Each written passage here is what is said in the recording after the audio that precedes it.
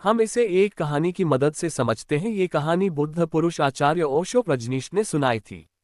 एक सम्राट का बेटा जब बड़ा हुआ तो सम्राट ने अपने बेटे को ध्यान की शिक्षा के लिए एक जापानी गुरु के पास भेज दिया। जापानी गुरु बड़ा अजीब था। उसके आश्रम के बाहर की तख्ती पर लिखा था, यहाँ तलवार चलानी सिखाई जाती है। सम्राट का बेटा इसे देखकर हैरान हुआ कि मेरे पिता ने तो मुझे ध्यान सीखने के लिए भेजा है, लेकिन यहाँ तो कुछ और ही चल रहा है।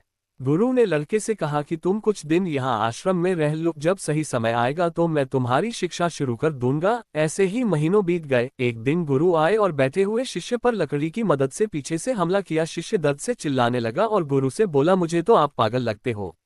मुझे यहाँ शिक्षा के लिए भेजा गया है और आप मुझ पर वार कर रहे हो।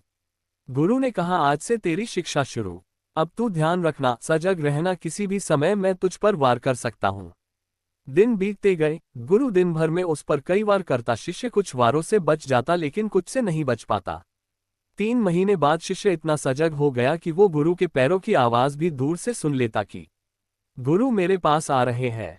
अब गुरु उस पर एक भी वार न कर पाते। अब गुरु ने कहा, तेरी दूसरी परीक्षा है कि अब नींद में भी ध्यान रखना, नींद में भी तुझ पर वार हो सकते हैं। अब शिष्य पर कुछ दिन नींद में भी वार हुए, लेकिन फिर शिष्य नींद में भी सजग रहने लगा। अब नींद में भी गुरु पास आते तो उसे पता चल जाता। देखते देखते 6 महीनों में उस शिष्य का ध्यान और होश बढ़ गया। एक दिन गुरु साधना कर रहे थे, तभी शिष्य ने सोचा, गुरु ने मुझे इतनी बार मारा है, क्यों ना आज गुरु की परीक्षा ली जाए कि आखिर इनका ध्यान कितना सजग है। शिष्य ने मन में सोचा ही था कि गुरु की आवाज आए, रुको रुको, नहीं, ऐसा करने की सोचो भी मत, मेरी हड्डियां बूढ़ी हो चुकी है, मुझे मत मारना। शिष्य हैरानी से बोला, आपने मेरे मन की बातें कैसे जान ली? गुरु ने कहा, बेटा अब मेरा मन इतना शांत और ध्यान इतना सजग हो चुका है कि मैं अब दूसरों की भावनाओं और मन के विचारों को पढ़ लेता हूँ। बेटा अपने सम्राट पिता के महल वापस लौट आया। पिता ने पूछा, कैसे थे तुम्हारे गुरु?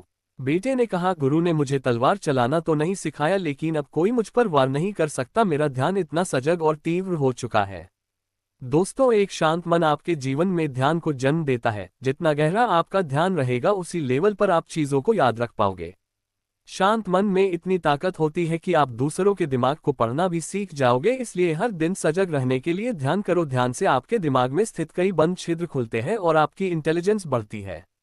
किसी के मन की बातें पढ़ने के लिए आपको 3 तरीके पता होने चाहिए। ये तरीके सीखना बहुत महत्वपूर्ण है। इन तरीकों को सीखकर आप आसानी से समझ सकते हैं कि कोई कैसा सोच रहा है। तो आइए मैं आपको गौतम बुद्ध की एक कहानी सुनाता हूं जो आपको दूसरों के मन को पढ़ने के तरीके सिखाएगी। बहुत समय पहले की बात है। एक छोटे से गाँव में 2 भाई थे। बड़े भाई अंधा था, इसलिए वह हमेशा घर पर ही रहता था और छोटे भाई खेती करता। हालांकि खेतों में बहुत सारे जानवर थे और उनके कारण पूरी कृषि बर्बाद हो रही थी। इससे छोटे भाई को बहुत परेशानी हो रही थी। फिर एक दिन उसे ख्याल आया कि वह अपने अंधे बड़े भाई की मदद क्यों नहीं लेता ताकि वह खेतों से जानवरों को भगा सके। क्योंकि उसका बड़ा भाई अंधा था, मन की बातों को पढ़ने की कला